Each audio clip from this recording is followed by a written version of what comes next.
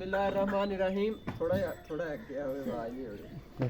ਅਸੀਂ ਜੀ ਅੱਜ ਇੱਕ ਪਿੰਡ ਦੇ ਵਿੱਚ ਮੌਜੂਦ ਆ ਤੇ ਤੁਹਾਨੂੰ ਮਾਸ਼ਾਅੱਲਾ ਜਾਨਵਰ ਭਾਈ ਹੋਰੀ ਦਿਖਾਉਂਦੇ ਨੇ। ਇਹ ਜਾਨਵਰ ਮਾਸ਼ਾਅੱਲਾ ਪਹਿਲਾਂ ਦੇਖੋ ਤੇ ਫਿਰ ਇਹਨਾਂ ਦੇ ਮਾਲਕ ਦੇ ਨਾਲ ਤੁਹਾਡਾ ਅਸੀਂ ਬਕਾਇਦਾ ਤਾਰਫ ਕਰਵਾਉਂਦੇ ਆ। ਉਹ ਕਿੱਦਾਂ ਇਹਨੂੰ ਕਿਹੜੀ ਸਟੇਜ ਦੇ ਵਿੱਚ ਜਾਨਵਰ ਨੂੰ ਲੈਂਦੇ ਨੇ, ਫਿਰ ਉਹਨੂੰ ਕੀ ਪਾਉਂਦੇ ਨੇ, ਫਿਰ ਕਿਹੜੀ ਮੰਡੀ 'ਚ ਖੜਦੇ ਨੇ, ਇਹਨਾਂ ਦਾ ਤਾਰਫ ਤੇ ਪੂਰਾ ਇੰਟਰਵਿਊ ਇਨਸ਼ਾਅੱਲਾ ਤੁਹਾਡੇ ਨਾਲ ਚੱਲਦਾ ਜਾਏਗਾ। ਸਾਡੇ ਚੈਨਲ ਨਾਲ ਜੁੜੇ ਰਹੋ ਤੇ ਵੀਡੀਓ ਨੂੰ ਪੂਰਾ ਦੇਖੋ। अस्सलाम वालेकुम सर, की हाल? वालेकुम सलाम जी सर, सब तो पहले तो बड़ी मेहरबानी तुसीं सानू टाइम दिता। अच्छा, सानू ना जानवरां दे बारे साडे देखण वालियां नू अगर कोई बंदा ये बिजनेस करना चाहता है, हाँ जी, हाँ सब तो पहले तो सानू दसो कि तुसीं किहड़ी स्टेज ते जानवर नू लैंदे हो, मतलब कि किहड़ी उम्र च तुसीं लैंदे हो? ਅਸੀਂ ਜਨਾਬ 2.5-3 ਮਣ ਦੇ ਕਰੀਬ ਬੱਚਾ ਲੈਂਦੇ ਹਾਂ, बच्चा लैंदे हो? ਯਾਨੀ ਕਿ ਜਿਹੜਾ ਦੋਂਦਾ ਲੱਗ ਜੇ। ਉਸ ਤੋਂ ਬਾਅਦ ਅਸੀਂ ਇਹਨਾਂ ਦੀ ਦੇਖਭਾਲ ਕਰਨੇ ਆ। ਦੇਖਭਾਲ ਨੂੰ ਚਾਰਾ ਅਸੀਂ ਪਾਉਂਦੇ ਆ, ਤੂੜੀ ਪਾਉਂਦੇ ਆ, ਮਕਈ ਪਾਉਂਦੇ ਆ, ਕਣਕ ਪਾਉਂਦੇ ਆ, ਯਾਨੀ ਕਿ ਅਸੀਂ ਦੇਸੀ ਚਾਰੇ ਦੇ ਉੱਤੇ ਰੱਖੇ ਦੇ ਨੇ।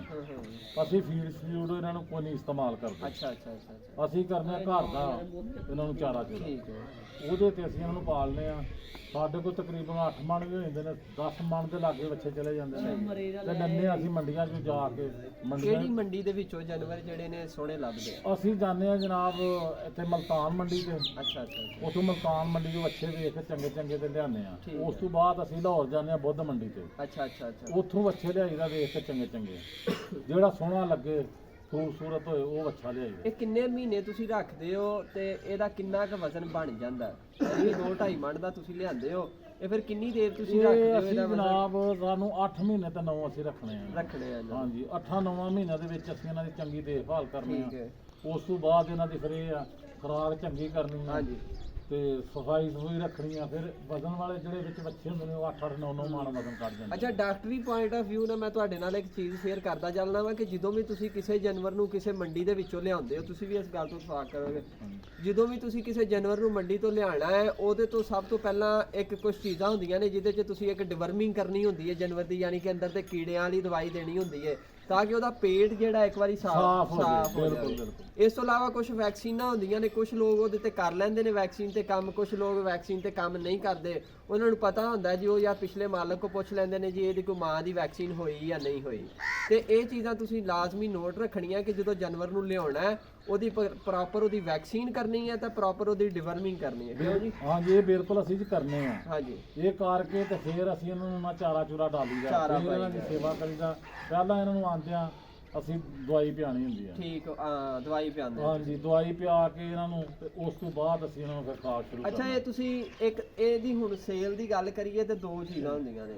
ਇੱਕ ਤਾਂ ਨਾਰਮਲੀ ਸਲਾਟਰ ਹਾਊਸ ਤੇ ਲੋਕ ਭੇਜ ਦਿੰਦੇ ਨੇ, ਜਿੱਦਾਂ ਲਾਹੌਰ ਦੇ ਵਿੱਚ ਸਲਾਟਰ ਹਾਊਸ ਨੇ ਜਿਹੜੇ ਨਾਰਮਲ ਜਿਹਾ ਉਹ ਪਤਾ ਨਹੀਂ ਹੁੰਦੀ। ਨਹੀਂ ਜੀ, ਅਸੀਂ ਉਹ ਨਹੀਂ ਕਰਦੇ, ਅਸੀਂ ਸਿਰਫ ਕੁਰਬਾਨੀ ਵਾਸਤੇ। ਕੁਰਬਾਨੀ ਤੇ ਕਰਦੇ? ਹਾਂਜੀ, ਕੁਰਬਾਨੀ ਵਾਸਤੇ ਸੋਹਣਾ ਮਾਲ ਲੈ ਕੇ ਤੇ ਕੁਰਬਾਨੀ ਦਾ ਅਸੀਂ ਕਰਨੇ ਆ। ਕੁਰਬਾਨੀ ਦਾ ਅਸਾਂ ਵੇਚਣੇ ਹੁੰਦੇ ਨੇ, ਆਓ ਅਸੀਂ ਨਹੀਂ ਸੇਲ ਕਰਦੇ।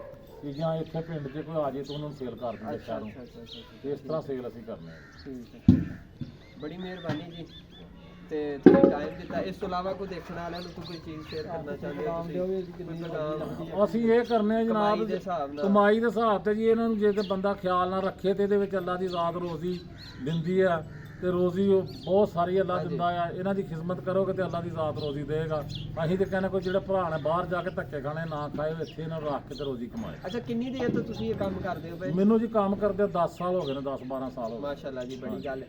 ਤੁਸੀਂ ਕੋਈ ਐਸਟੀਮੇਟ ਲਾਇਆ ਹੈ ਕਿ ਇੱਕ ਜਾਨਵਰ ਤੇ ਕਿੰਨਾ ਕੁ ਖਰਚਾ ਹੋ ਜਾਂਦਾ ਇਹ ਤੇ ਜੀ ਕਿੰਨੀ ਕੁ? ਤਕਰੀਬਨ ਇੱਕ ਜਾਨਵਰ ਜੋ ਇਕੱਠਿਆਂ ਦਾ ਖਰਚਾ ਕਰੀਦਾ ਤੇ 30-35 ਹਜ਼ਾਰ ਰੁਪਇਆ ਖਰਚਾ ਆ ਜਾਂਦਾ। ਹਾਂ, ਸਹੀ ਹੈ। ਹਾਂਜੀ, ਇੱਕ ਜਾਨਵਰ ਤੇ ਮਹੀਨੇ ਦਾ ਤੁਸੀਂ ਹਾਂ, ਦੇ ਲਏ? ਨਹੀਂ ਪੂਰਾ ਸਾਲ ਦਾ ਹਿਸਾਬ ਅਸੀਂ ਪੂਰਾ ਜਿਵੇਂ ਅਸੀਂ ਪਾਉਂਦੇ ਆ ਨਾ, ਇੱਕ ਬੱਚੇ 30-35 ਹਜ਼ਾਰ ਰੁਪਇਆ ਖਰਚਾ ਆਉਂਦਾ।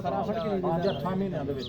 ਠੀਕ ਹੈ, ਤੇ ਪ੍ਰੋਫਿਟ ਕਿੰਨੀ? ਪ੍ਰੋਫਿਟ ਕੋਈ ਬੱਚਾ ਇਹ 2 ਲੱਖ ਵੀ ਛੱਡ ਜਾਂਦਾ, ਕੋਈ ਬੱਚਾ ਉਹ ਆ ਲੱਖ ਛੱਡਦਾ, ਕਿਉਂ ਜਿਵੇਂ ਜਿਵੇਂ ਦੇ ਬੱਚੇ ਹਿਸਾਬ ਕਿਤਾਬ ਨੇ ਉਸ ਮੰਡੀ ਦੇ ਹਿਸਾਬ ਨਾਲ, ਮੰਡੀ ਦੇ ਮੰਡੀਆਂ ਦੇ ਹਿਸਾਬ ਰੇਟ ਦੇ ਤੇ ਹਿਸਾਬ ਫਿਰ ਬੱਚਿਆਂ ਦੇ ਵਜ਼ਨਾਂ ਦੇ ਹਿਸਾਬ ਤੇ ਹਾਂ। ਜਿਵੇਂ ਜਿਵੇਂ ਬੱਚੇ ਦਾ ਵਜ਼ਨ ਹੋਵੇ, ਕੋਈ ਵੱਡੇ ਨੇ ਬੱਚੇ ਵਿੱਚ ਵੱਡਿਆਂ ਦਾ ਵਜ਼ਨ ਹੈ ਉਹਨਾਂ ਦਾ ਜ਼ਿਆਦਾ ਹੋ ਫਿਰ ਹੋ ਜਾਂਦੇ ਪ੍ਰੋਫਿਟ। ਕਈ ਚੰਗੇ ਨਿਕਲ ਆਉਂਦੇ ਨੇ ਯਾਨੀ ਕਿ ਵਜ਼ਨ ਵਾਲੇ, ਵਧਣ ਵਾਲੇ ਉਹ ਫਿਰ ਨਸਲ ਉਹਨਾਂ ਦੀ ਆ, ਨਸਲ ਚੰਗੀ ਚੰਗੀ ਹੁੰਦੀ ਹੁੰਦੀ ਆ, ਆ, ਖੁਰਾਕ ਉਹਨਾਂ ਨੂੰ ਲੱਗ ਜਾਂਦੀ ਉਹ ਹੈ। 2-2 ਲੱਖ ਰੁਪਈਆ ਵੀ ਛੱਡ ਜਾਂਦੇ ਨੇ। ਠੀਕ ਹੋ ਗਿਆ, ਰੋਜ਼ੀ ਅੱਲਾ ਦੀ ਜ਼ਾਤ ਬੜੀ ਅੱਲਾ ਦੀ ਜ਼ਾਤ ਦੇ। ਹਾਂਜੀ।